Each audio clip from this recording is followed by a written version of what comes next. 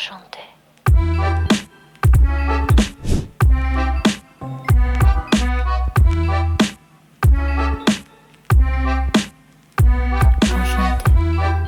Salut à tous les amis et bienvenue sur cette nouvelle vidéo sur la chaîne Motors.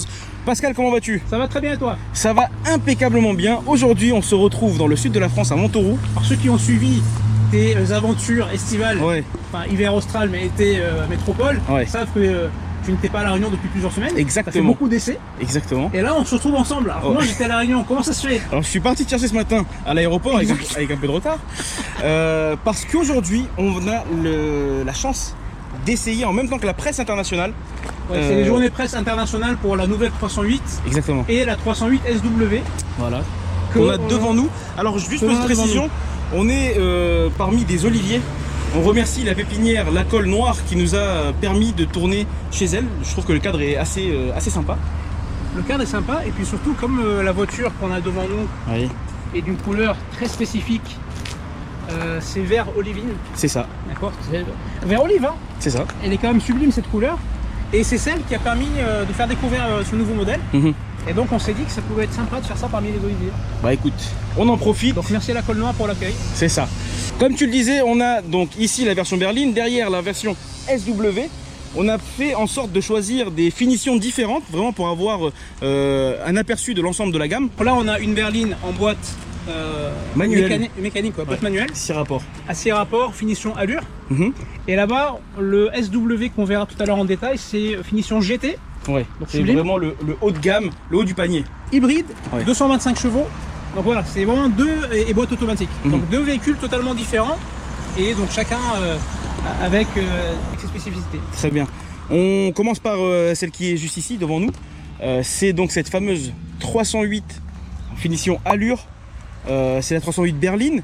Donc on est sur une motorisation PureTech 130. 130 chevaux, Donc c'est 130 essence, chevaux. hein. Essence. On analyse un petit peu le style parce que vraiment sur cette nouvelle 308, ce qui est le plus flagrant, c'est cette montée en gamme par rapport à la version précédente. On a vraiment un bond énorme. D'ailleurs, je vais le préciser aussi, on a eu la chance de rencontrer ce matin le responsable du style de la 308. Directeur du style de la Directeur style Peugeot pour cette 308, qui nous raconte un petit peu en détail comment a été faite cette voiture. Donc je vous mets en lien la vidéo pour que vous alliez la voir. C'est une vidéo à part. C'est une vidéo à part, hyper intéressante. Mais nous on va l'analyser avec nos mots de consommateurs. Qu'est-ce que tu penses déjà de cette calandre? Bah, déjà, je trouve super belle moi, cette voiture. Ouais. Tu dis qu'elle a fait un bond stylistique, mais malgré tout, elle rappelle quand même la 308. Hein. Ouais. C'est-à-dire que surtout sur le profil. De profil, c'est vraiment une 308. Alors pour rappel, c'est la 3e génération de 308 et il faut rappeler que jusqu'à présent, Peugeot a vendu plus de 1 300 000 je crois. 300 000, c'est un succès commercial cette voiture.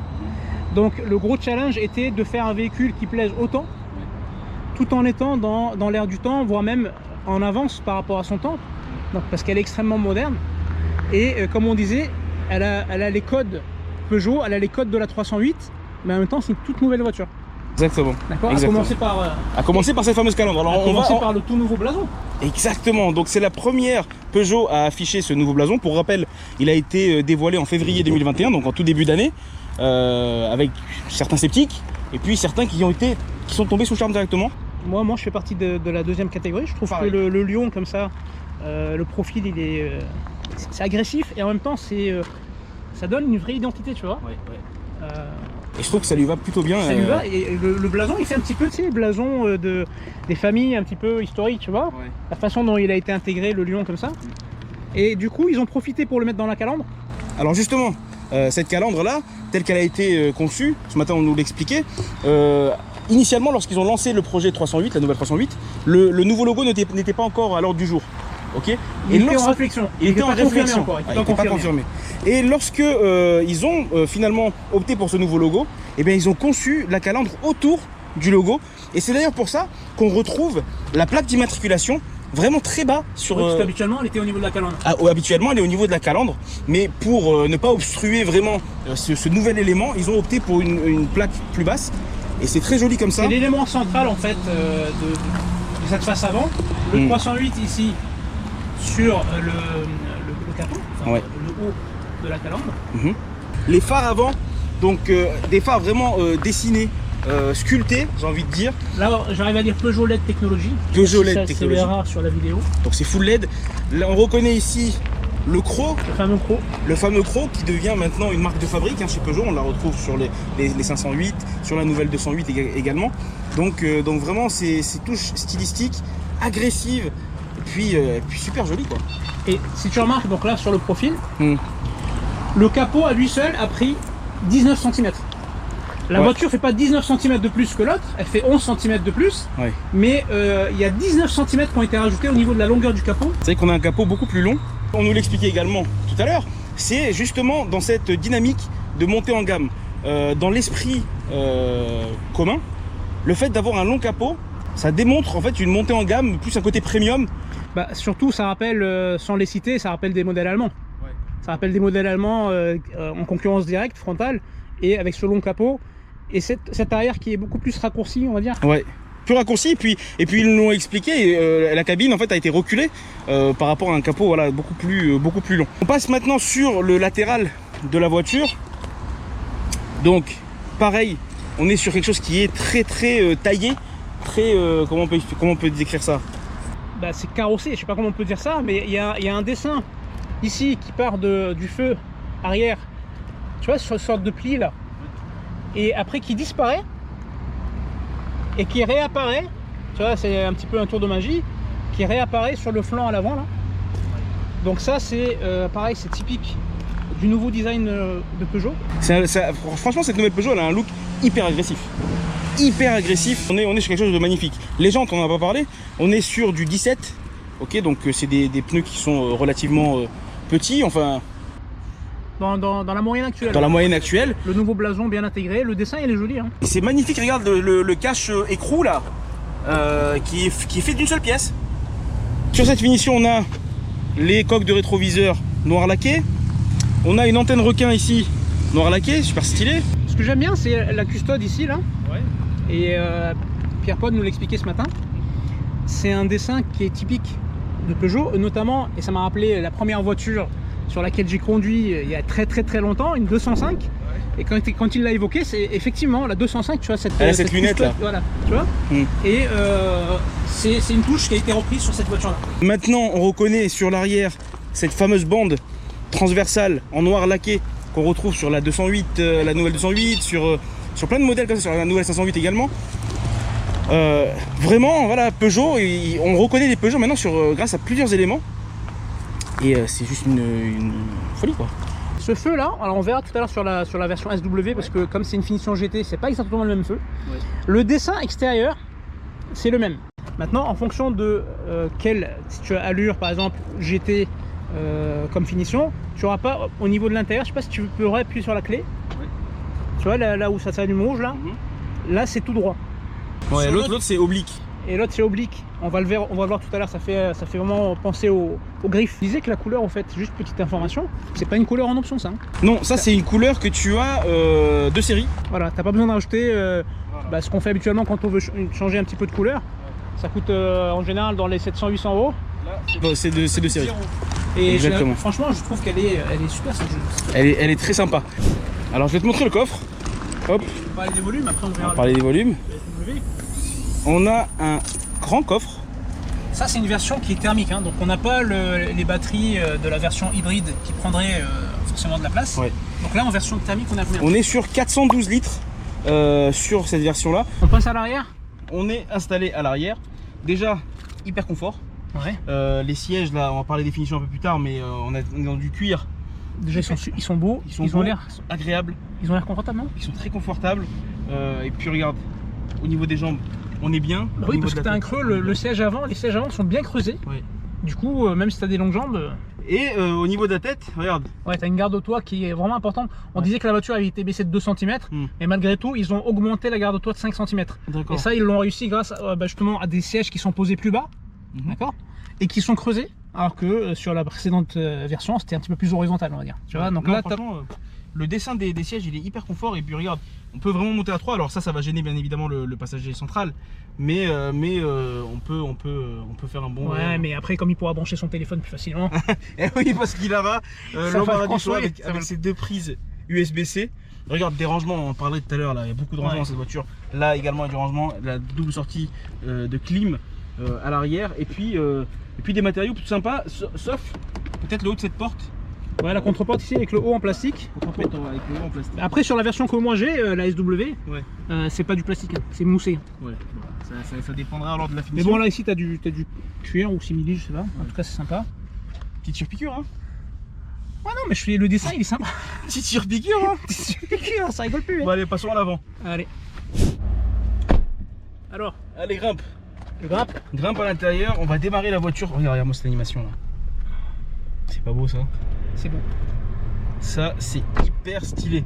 Regarde-moi cet intérieur. Épuré, pas de fioritures. Tout est hyper quali. C'est juste un vrai kiff d'être à l'intérieur de cette voiture. On a le iCockpit, le fameux iCockpit. Le fameux iCockpit qui existe depuis 2012. 2012 avec la 208. Avec la 208, donc c'est vraiment maintenant un classique Peugeot. Avec ce petit volant, vraiment on regarde, tout petit volant. Le iCockpit, comme nous expliquait ce matin le directeur du style, il y a 3 parties en fait. Le volant. Ouais. Petit volant. Le petit volant. Deuxième partie, c'est le fameux affichage ici. Ouais. 100% digital. Il est en 3D sur toute cette version ou pas? Non, sur cette version, on n'a pas la finition 3D. On verra la 3D tout à l'heure. Ouais. Et donc le fameux écran d'infotainment ou d'infodivertissement. Ok, stop. À ce moment-là de la vidéo, on allait aborder le sujet de l'infodivertissement, avec cette révolution qu'est le système iConnect. Mais qui mieux que ceux qui ont participé à son élaboration pour nous en parler? Agnès Tesson-Fagé, chef du projet 308 pour Peugeot, nous parle en détail de ce système. Agnès, on se retrouve à l'intérieur donc de la nouvelle Peugeot 308. Intérieur très réussi d'ailleurs. Merci.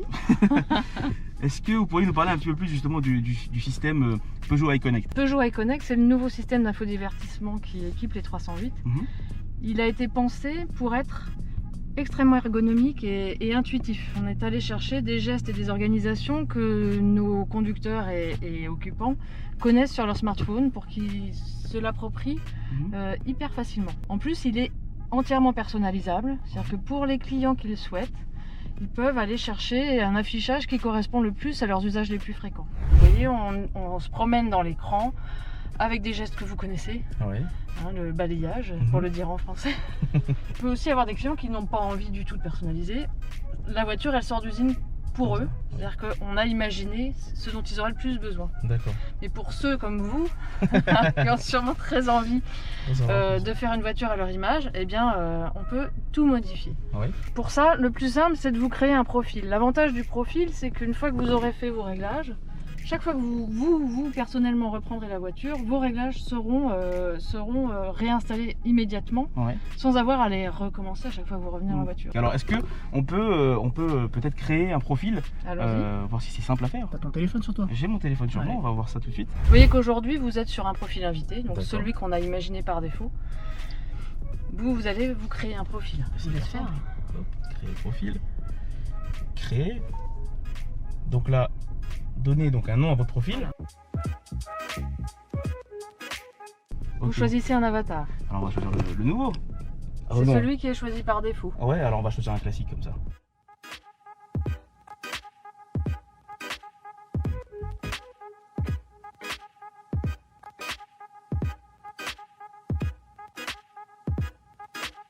C'est bon. Très bien, ok. C'est pas le tout, vous pouvez dire, moi j'ai pas du tout envie d'avoir la nav sur ma première page, ça c'est ma première page. Alors nous on a défini par défaut plusieurs pages. Un appui long n'importe où dans l'écran permet d'accéder à la personnalisation. D'accord. Vous choisissez de personnaliser votre écran, vous dites en fait je vais mettre juste un launcher de navigation par exemple.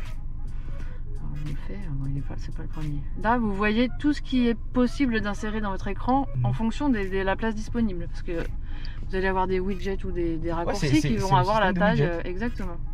Comme un téléphone. Exact, c'était l'objectif, c'était vraiment de faire le plus simple possible. Et là je vous ai refait la home page, j'enregistre quand même. Elle a changé, j'ai plus la navigation, elle a changé. De la même façon, en appuyant sur l'écran, on peut aussi personnaliser le combiné. Le combiné fonctionne exactement dans la même logique. Pour finir le top du top, La cerise sur le gâteau. La cerise sur le gâteau, le Eye Toggles, qui est donc ce deuxième écran complémentaire qu'on a imaginé sous l'écran principal et qui permet de personnaliser des raccourcis vers des actions qu'on fait très régulièrement. Ouais. Par exemple, j'ai envie de sélectionner par défaut mes radios favorites. Je vais donc alors j'ai déjà enregistré quelques radios que j'aime bien. Je me dis, moi, le raccourci vers la navigation, j'en veux pas parce que je me le suis déjà mis dans la page principale. Alors à cet endroit-là, je vais enregistrer une radio. Je fais un appui long sur le Eye Toggles et là, il me dit dans l'écran que j'ai sélectionné ce qui peut être retenu comme raccourci. Par exemple, RFM. Et ben maintenant, j'ai RFM dans mes raccourcis. Alors là, il me propose de couper le son. J'ai RFM. C'est fou. En fait, tout est personnalisable ici. Alors c'est vrai que c'est très bien pensé parce que avant les constructeurs nous imposaient les touches qu'on devait utiliser ici. Et là, pas du tout. On est vraiment dans totalement libre. Vous pouvez mettre que des radios, que votre carnet d'adresses avec plusieurs adresses, le bureau, la maison, etc. Vous pouvez mettre des contacts téléphoniques. Réglage de clim. Et puis c'est très précis comme réglage, c'est-à-dire que c'est pas uniquement une touche radio, c'est vraiment la radio que tu veux. Exactement. Ou le numéro de téléphone que tu souhaites appeler, ou l'adresse. C'est d'y arriver en un seul clic, comme on le faisait, comme on le fait encore sur des pushs physiques. Ok, donc là je vais essayer moi-même puisque vous avez retiré tout à l'heure la navigation. Moi c'est quelque chose que j'utilise. Donc j'aimerais bien voir si je peux le régler moi-même. Donc ce qu'on va faire, c'est que vous nous avez parlé d'un geste Peugeot. C'est un raccourci, c'est des skills où on touche l'écran avec 3 doigts et on a ce mur d'applications, donc toutes les applications qu'on peut mettre ici. Là je vois que la navigation est là, donc je reste appuyé sur médias et là je peux sélectionner ce que j'ai envie. Donc la navigation, hop, et la navigation apparaît là. Revenu. Et bim, tu cliques. Et ça lance la navigation. C'est hyper intuitif. C'est très bien Pascal, qu'est-ce que tu en penses? Écoute, moi je suis pressé de prendre le volant. Allez.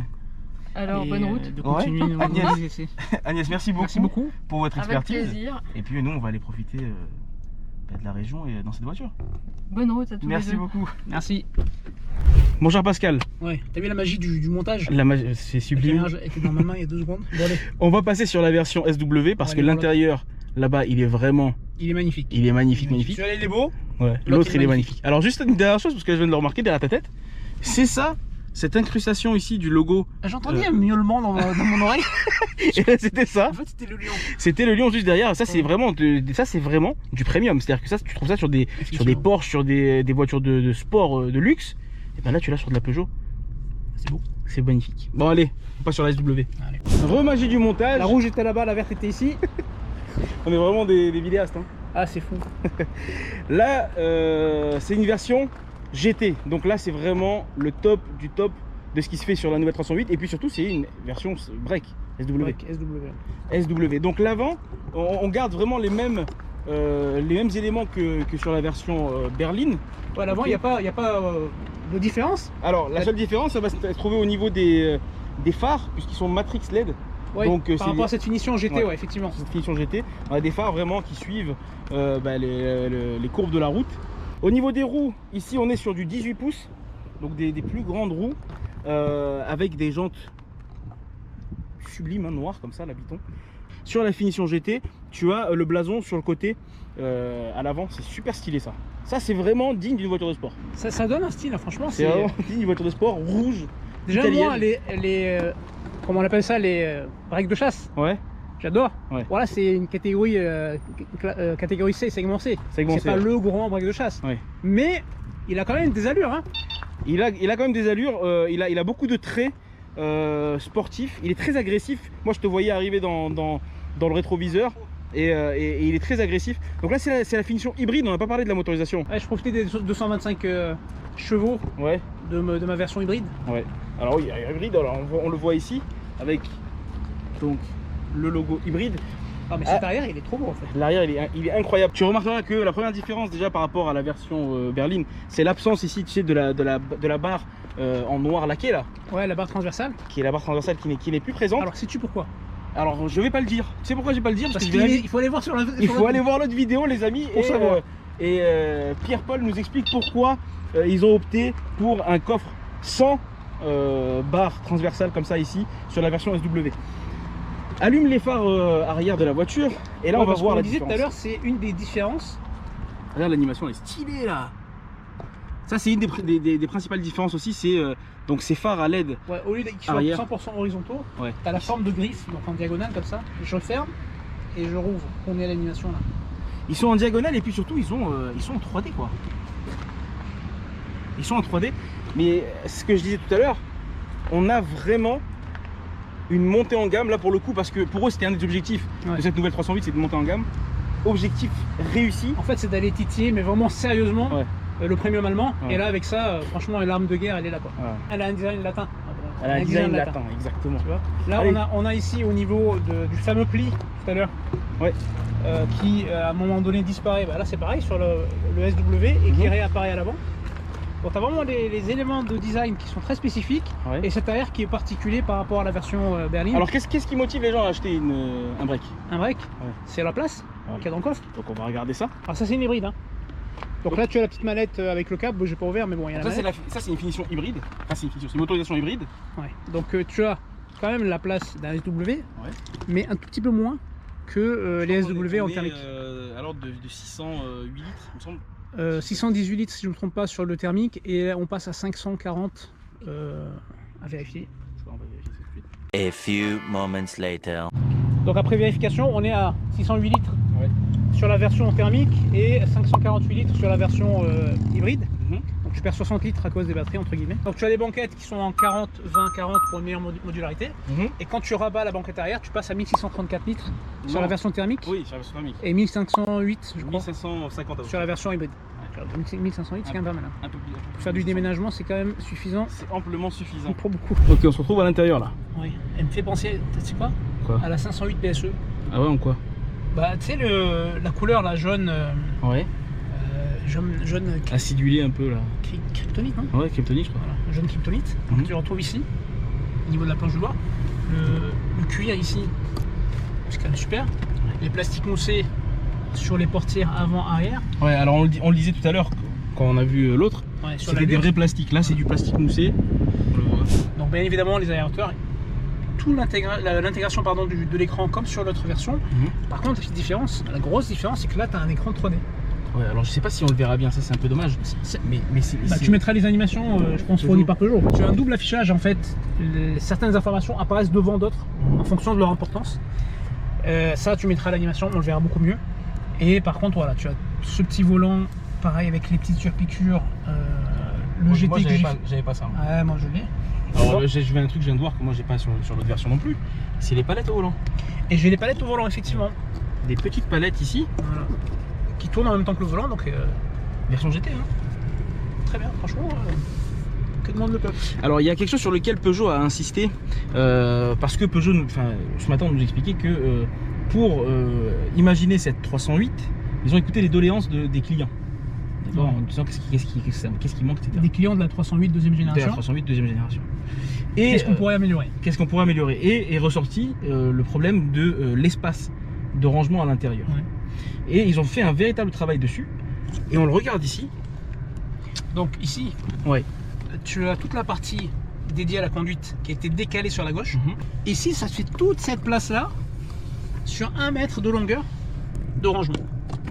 Du rangement partout. Là, là, là, là. Tu as même également des, ça il nous montrait, des petits éléments à l'impression 3D personnalisables que tu peux mettre ici. Tu as le rechargement de ton téléphone qui est isolé en hauteur, donc ça ne prend pas, ça n'empiète pas sur la place du bas. D'accord. Dans les portières, tu as de la place partout. Et à peu près sur ce modèle-là, en version boîte automatique, tu as 34 litres de rangement à l'intérieur. C'est énorme. On a un toit panoramique sublime. Est-ce qu'il est ouvrant? Toit ouvrant panoramique. Ça, c'est plutôt kiffant. Sur la Côte d'Azur, ça peut. Sur la Côte d'Azur, sur la Côte d'Azur, ça le fait. Ça le fait grave. Et donc vous l'aurez compris, c'est un véhicule familial, c'est familial, ça. Mais familial stylé quoi. Familial stylé. Ouais. Ok Pascal, on a vu l'intérieur de cette voiture là. On va retourner voir nos amis de Peugeot. Et demain, on fera l'essai sur route. Demain, essai sur route, filmé, et on prendra des véhicules. Des finitions sympas. Des finitions sympas. Bon, pour vous, bien évidemment, ça sera dans quelques secondes. Hein. À toutes. À toutes. The next day. On se retrouve à l'intérieur de cette 308 SW, version break, donc en finition GT et en motorisation hybride 180. Il y a une réelle évolution dans ce fameux high cockpit de Peugeot. Déjà le volant, il est sublime, franchement, c'est un vrai régal. La voiture est assez grande et pourtant ça se conduit vraiment hyper facilement. On a un volant qui a une bonne prise en main et puis qui est très léger. C'est vraiment super agréable. L'écran d'infodivertissement, il est juste sublime, hein, 10 pouces, très grand, très lumineux, avec des très belles couleurs. Franchement, il est top, il est hyper agréable à utiliser. Dans cette version hybride, on a ce petit bouton ici, à portée de doigt, qui va nous permettre de sélectionner le mode de conduite. Sur cette version hybride dont je vous le disais, on a 3 modes de conduite, le mode hybride, le mode 100% électrique et le mode sport, où on va obtenir une conduite plus dynamique sans forcément tomber, c'est pas une voiture de sport non plus, mais on sent réellement que la conduite est plus dynamique, plus péchue. Les sensations de conduite à bord de cette Peugeot 308 sont juste exceptionnelles. Elle se faufile partout et allie à merveille le dynamisme et le confort. Et puis entre nous, elle a vraiment une belle gueule. Mention spéciale pour cette 308 en couleur bleu vertigo que j'adore. Le confort à bord, il est optimal. On a des sièges moelleux. Là, sur la finition sur laquelle je suis, donc c'est la version GT, on a des sièges en bimatière, cuir et alcantara avec des surpiqûres. Bref, c'est d'une beauté insolente. Et puis pour ne rien gâcher, on a le toit panoramique ouvrant. Bon là, il fait pas très beau, donc on le laisse fermer, mais on profite quand même de la luminosité.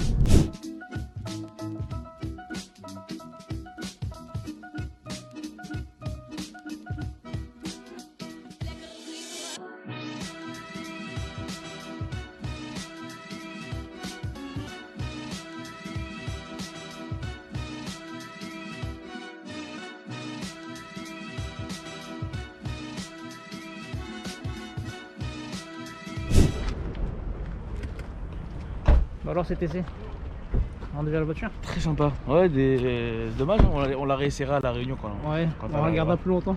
On regardera plus longtemps. Hyper sympa.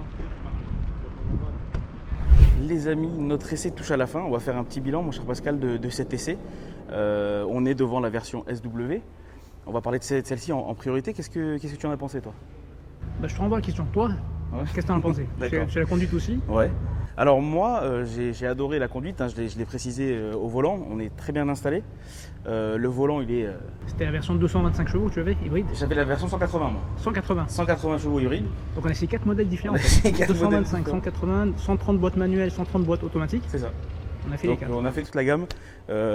Donc franchement, c'est... Déjà esthétiquement parlant. Esthétiquement parlant, c'est une pure réussite. Que ce soit sur la version break ou la version berline un peu plus loin là-bas. Sur YouTube, ça fait un an. Le break, moi j'aime beaucoup l'arrière. Ouais, l'arrière. Je trouve qu'il est, l'arrière. Il est super bien dessiné. L'arrière, en fait tout est dans les finitions. Au niveau du feu. Et voilà. Et ce petit béquet là, le blason. C'est osé, un petit béquet comme ça là. Mais ouais, ça se rapproche un petit peu des breaks de chasse qu'on connaît. Qui sont des breaks sportifs. Voilà, comme je disais, là c'est la finition GT, donc de beaux éléments. Mais même sur la version qui n'est pas GT, la version par exemple, tu as ces finitions là qui sont très jolies et ça donne un vrai caractère à cette voiture et j'adore. Ouais, elle a vraiment de la gueule. Elle a vraiment de la gueule. Ce que je me faisais comme réflexion en tant que consommateur, c'est de plus en plus naturel de voir des Peugeot à ce niveau-là de finition, de qualité. C'est presque aujourd'hui quelque chose que le consommateur attend de façon évidente. Voilà, Peugeot est passé dans une autre catégorie que le constructeur français très grand public. Bien évidemment, c'est toujours un constructeur très grand public. Un généraliste. Hein. Généraliste premium maintenant. Voilà, c'est-à-dire qu'on est vraiment, on a franchi un cap depuis quelques temps déjà. Et là, ça se confirme comme tu disais. Ça, on en a parlé hier de ça. On en a parlé. Ça, à la façon d'une sportive. Bon bref, voilà, c'est une franche réussite. On a hâte qu'elle arrive chez nous à La Réunion, elle devrait arriver d'ici la fin d'année, on l'espère avant 2022. Pour la découvrir sur nos routes, on fera à ce moment-là l'essai également sur nos routes réunionnaises. Et puis voilà. Impatient de remonter dedans. Impatient de remonter dedans. J'en profite pour remercier Pierre-Paul qui nous a présenté le design de cette voiture. Je vous mets en lien dans la description la vidéo vraiment consacrée au design où il nous explique la genèse, la construction, comment s'est fait cette voiture. Merci également à Agnès qui nous a présenté l'intérieur avec ce fameux iConnect tout nouveau. Donc ça c'est hyper sympa de sa part. Tu veux remercier qui encore? On a rencontré beaucoup de gens qui nous ont super bien accueillis. Ouais, Florent, Olivier, les gens de l'équipe technique qui nous ont mis à disposition des véhicules. C'est ça. Toujours parfaitement nickel. Nickel. Puis surtout avec les gestes barrières, sanitaires, exactement. etc. Peugeot. Merci évidemment, merci à Peugeot. À Peugeot Réunion. À Peugeot Réunion, groupe Cahier, qui nous a conviés à cette présentation. Merci à eux. Et puis merci à vous qui nous suivez depuis maintenant plus d'un an. Bientôt un an, on va fêter nos 1 an là. Sur YouTube. Ouais. Donc merci à vous d'être de plus en plus nombreux. Si cette vidéo vous a plu, je vous invite à la liker, la partager, la commenter, comme d'habitude, à vous abonner à nos réseaux sociaux Facebook, Instagram et YouTube. Et puis à prendre soin de vous et de vos familles. Ciao. Enchanté.